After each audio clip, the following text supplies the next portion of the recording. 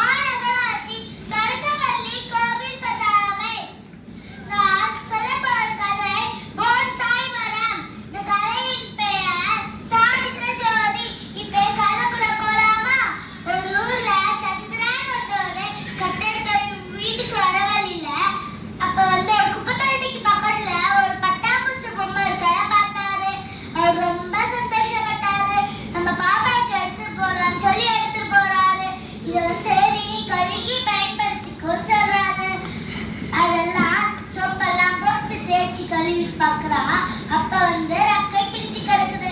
அதனால அவளுக்கு ரொம்ப பிடிக்கும். அந்த பொம்மைனே சொல்ல மாட்டா, தேவதன் தான் சொல்லுவா. அந்த தேவத பொம்மை அது ரொம்ப ஃப்ரெண்டா தான் பழகுச்சு. அன்னைக்கு ஒரு நாள் பக்கத்து வீட்டு அகிலாவும் ஜோதியும் விளையாடிட்டு இருக்காங்க. அப்ப வந்து ஜோதி குடுகுடுன்னு அந்த பொம்மை எடுத்துட்டு வந்து காமிக்கிறா. இது வந்து என் தேவத பொம்மை, பறக்கும் தெரியுமா அப்படின்னு சொல்றா ஜோதி. அகிலா இது வந்து சொல்றா, தேவதனா பறக்கும், பொம்மை பேய் பறக்குமான்னு சொல்றா. அகிலா பறக்கும் குடு அப்படின்னு சொல்லி கையில வாங்கி பாக்குறா. அப்ப வந்து ஒரு ரக்கை கிழிஞ்சு கிடக்குது. உனக்கு எப்படி ஒரு காலையிலயோ அதே மாதிரி இந்த பொம்மைக்கு ஒரு ரக்கை கிழிஞ்சு கிடக்குது பாருன்னு சொல்லி கொடுத்துட்டு ஓடிடுற. அப்ப வந்து ரொம்ப அழுதுகிட்டே இருக்கா. அப்ப வந்து கால் நீவி நீவி பாக்குறா.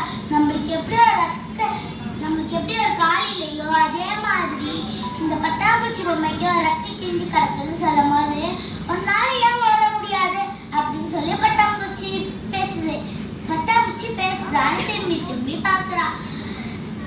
எனக்கு தான் ஒரு கால் கட்ட காலா இருக்கேன், நான் அப்படி ஓடுவேன்னு சொல்றா ஜோதி.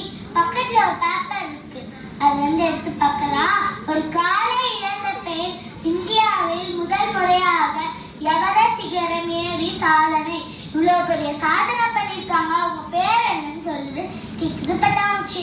அவங்க பேரு அருணிகா சிங்கா. உனக்கு எப்படி ஒரு ரக்கை கிழிஞ்சு கிடக்குதுன்னு ஜோதி கேக்குறா. இதை வந்து என்னை வாங்கிட்டு போனவங்க வந்து உன்ன மாதிரி எப்போதும் கையிலே வச்சுட்டு இருப்பான். அன்னைக்கு ஒரு நாள் கோவம் வந்து கிழிச்சு போட்டான். அப்ப வந்து என்னை வந்து குப்பத்துல போட்டாங்க. உனக்கு எப்படி ஒரு கால் உடஞ்சிதுன்னு பட்டாம்பூச்சி ஜோதிக்கிட்ட கேக்குது. எனக்கு பாட்டிக்கார சொன்னா எனக்கு ரொம்ப பிடிக்கும். அன்னைக்கு ஒரு நாள் 7 மலை தாண்டி 7 கடல் தாண்டி ஒரு கூட்டுல ஒரு கிளி வயிற்றுல முட்டை இருக்குன்னு சொல்லுமா டம்முன்னு வெடிச்சிருச்சு. அப்ப வந்து நான் ஹாஸ்பிட்டல் இருந்தேன். பாட்டிக்கு என்னாச்சு அப்படின்னு சொல்லி பட்டாம்பூச்சி கேட்டுது. பாட்டி இறந்துட்டாங்கன்னு சொன்னாங்க. அப்ப வந்து ரொம்ப அழுதேன். அப்ப வந்து ஏன் டம்முன்னு வெடிச்சதுன்னு சொல்லி பட்டாம்பூச்சி கேக்குது. இதோ ஜாதி கலவரமாமா. ஜாதி கலவரம்னா என்னன்னு சொல்லி பட்டாம்பூச்சி கேக்குது. ஜாதி கலவரம்னா ஒருத்தவங்க தலையிலேருந்து பிறந்தாங்க, ஒருத்தவங்க தோலேருந்து பிறந்தாங்க, ஒருத்தவங்க தொடையிலேருந்து பிறந்தாங்க, ஒருத்தவங்க காலிலேருந்து பிறந்தாங்க. தலையிலேருந்து பிறந்தவங்கன்னா மேல் ஜாதியா, கீழேருந்து பிறந்தவங்கன்னா கீழ் ஜாதியா, மேலேருந்து பிறந்தவங்க தனியா, கீழேருந்து பிறந்தவங்க தனியா இருப்பாங்களாம். கீழேருந்து பிறந்தவங்க வந்து மேல் ஜாதி கிட்ட வந்தாலே தீட்டான். தீட்டுனா என்னன்னு சொல்லி பட்டாம்பூச்சி ஜாதி கிட்ட கேட்டுச்சான். தீட்டுனா உடனே போய் கிட்ட வந்தாலே குளிச்சுக்கணுமா. இப்போ வந்து இவங்களும் இவங்க கிட்ட வந்தாலும் தீட்டான். குண்டு பட்டாம்பூச்சி எப்படி தெரியும் கால் உடஞ்சிதுன்னு சொல்லி அழுவ ஆரம்பிச்சிட்டாளா. அடுத்த நாள் அவங்க ஸ்கூல்ல ஆடியில நடக்குது. அப்ப வந்து ஜோதி ஓட்டப்போட்டியில இருக்கா. எல்லாரும் ஜோதியை பார்த்துட்டு இருக்காங்க.